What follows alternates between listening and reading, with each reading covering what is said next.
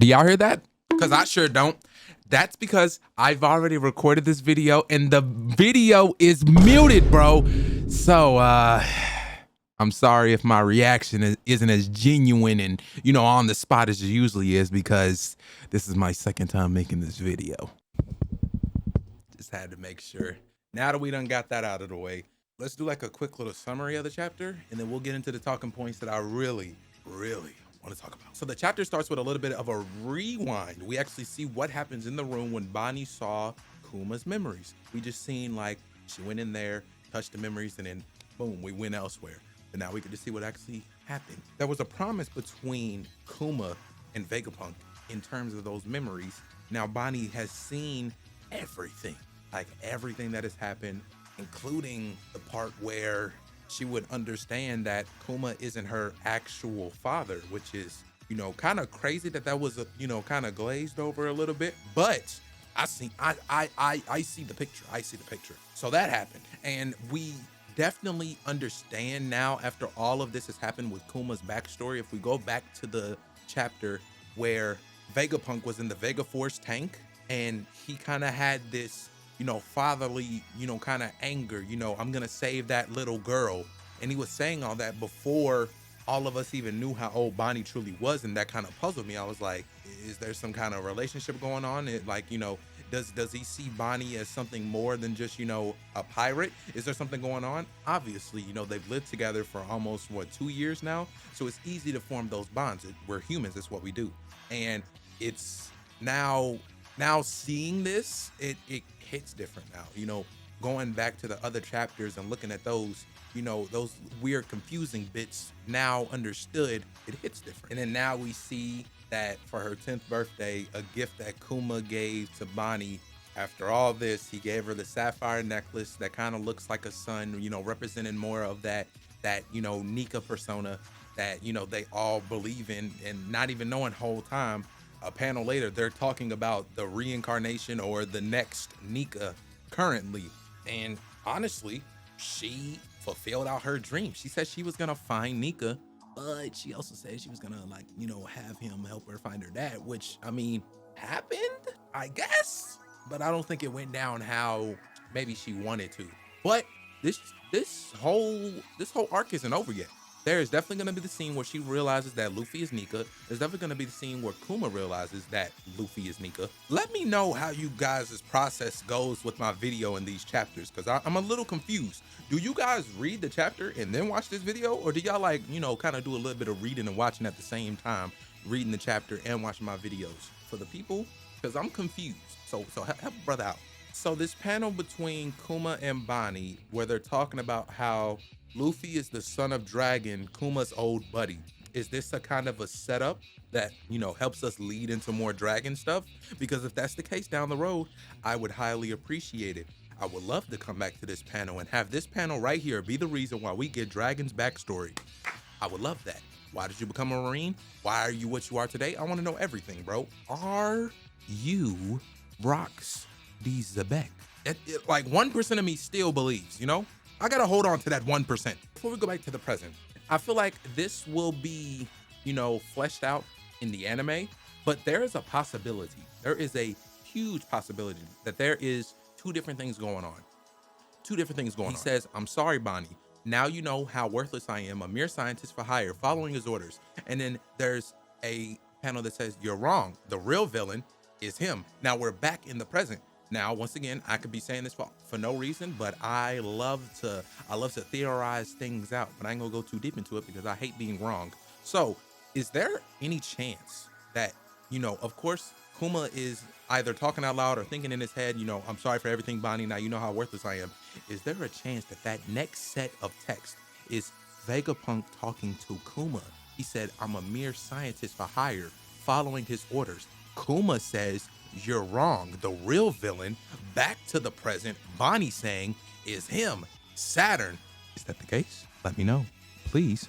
So we get one of them big panels, and it always throws me for a loop because, it's a lot of information to take in at once, and I got to read all this stuff. And also while you're recording the video, they give us one of these huge panels. And it always throws me for a loop because It's a lot of information being thrown at me all at once, so I just take it one step at a time. So let's take it one step at a time.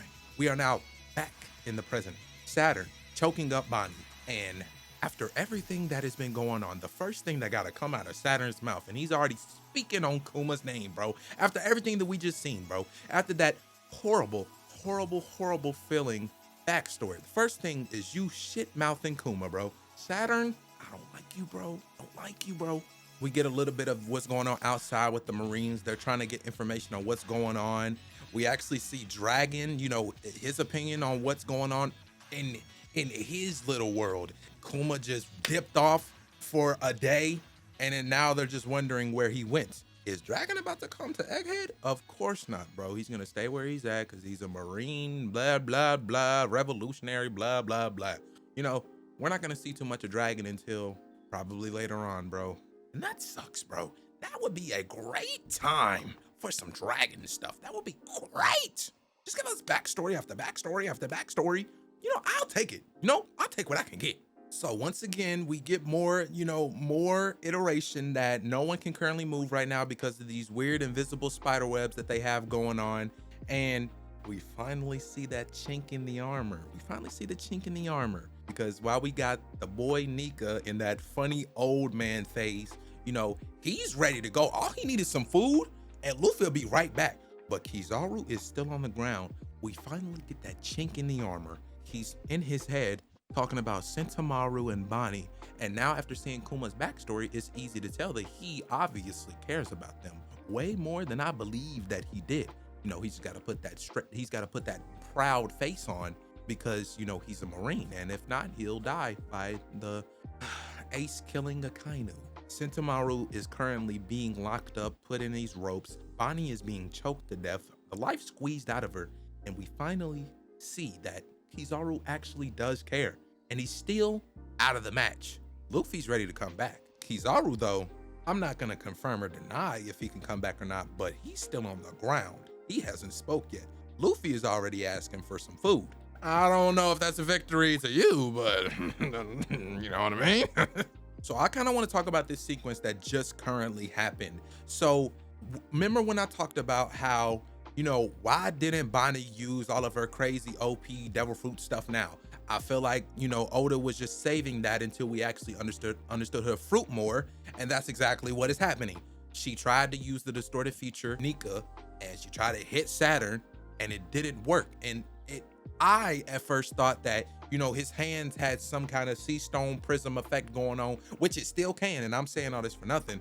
But we kind of learned that however much that Bonnie believes in the future that she is trying to distort to become her own is, you know, how much she's able to access it, right? So it seems like however much she believes in Nika is how much she can access that future, because now she's kind of not believing it right now with Saturn in front of her. She's about to die. You know, she still hasn't found her father. She's just seen those memories of everything that's going on. So the Nika stocks is going down and down and down. And that's why she kind of popped out of it and she said, you know, I kind of feel weak.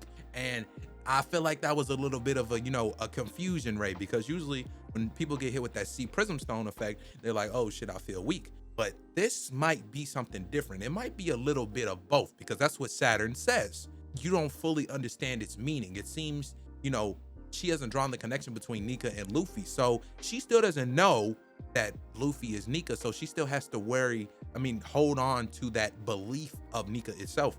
Hence why with the stocks going down and down, she really can use that future as much as she would like to. Now, I could just imagine, I hope that they give Saturn like a W voice actor, because I don't remember who exactly voice acts the Gorosei, you know, word for word, because, you know, we haven't seen a lot of the Gorosei, but I feel like this little scene right here is gonna be so funny, bro. And if you guys just seen like the latest One Piece episode, or it might be the one before the one that just dropped, bro, but it's a lot of funny scenes that's gonna happen in Egghead. But I was just watching the One Piece episode when Luffy was just like spinning on the ground with no audio at all, bro. That was the funniest shit of all time, bro. And now looking at this, who gave Luffy all this food? Genuinely, did you guys see something that I didn't? Or like this, who gave him this? Because if everyone can't move, right? Everyone can't move. There's no one else here. Who gave Luffy that food? Let me know in the comments down below if you seen it and I'm just blind because of course, I'm not perfect, but I didn't see who gave him this food. All we just see is that he's, all I see is he's just gobbling it down. Freeze, freeze, freeze, freeze, freeze, freeze, freeze. So now we get that part where, the villain starts talking his shit and everything, we're just about at that part where Bonnie's about to die. He starts talking crazy, says that this whole time that everything that happened to Jenny was his fault. He was the one that did the experiments on her. He's the reason why Bonnie has the fruit that she has, because he did experiments on her as a child before Jenny came back to Kuma. I don't like Saturn, bro. I don't like him, bro. And then Kuma pops up, bro. Saturn's just about to stab Bonnie. After all the shit talk, Kuma saves her, and we need to talk about that last panel because there's two things that needs to be reiterated. First things first, after Kuma is the lovely hero that he is, comes to save his daughter from Saturn killing her, quite literally, called her all kind of, insects that he steps on and all that. Let's go past that because this is what we really need to talk about. Is Kuma back? Because first things first, the last thing that we see before the chapter end, we see a father's fury. We see Kuma, teeth gritted, armament hockey, about to punch Saturn, saved Bonnie from the spider claw. What is that? What is spider leg that he was about to stab her with? Now, first things first, someone that doesn't have individuality should not have emotions. Second of all, robots don't have emotions. Third of all, if we're going by the definition of hockey, Kuma shouldn't have hockey. Even after everything, Kuma shouldn't have hockey if he has no individuality. Someone without individuality should not have willpower. Now, the reason why I'm speaking morely on the willpower is because I was watching BDA Law's reaction to this here chapter, and one of the comments was Kuma is back because armament hockey ties into willpower. Now, this is a 50-50 because I don't really want to say he's using armament hockey so that Kuma is back, but emotion is damn near enough to tell me that Kuma is back somehow.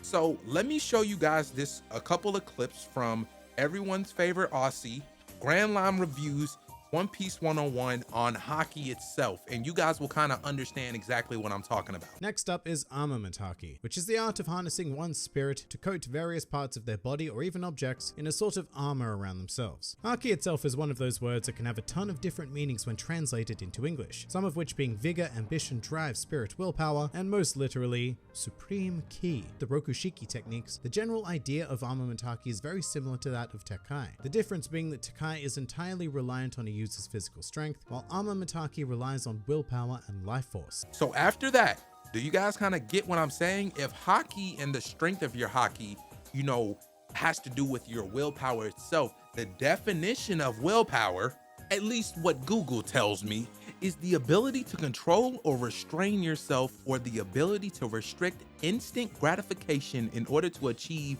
long-term goals, aka control over yourself, your impulses. I'll give you both definitions that I looked at. Control over your impulses. Someone with individuality has willpower. Someone without individuality has no impulses, right? They go off of orders. Robots don't have emotions. Kuma is back. I have nothing else to say. I can't wait for the next chapter. See y'all next year. W chapter.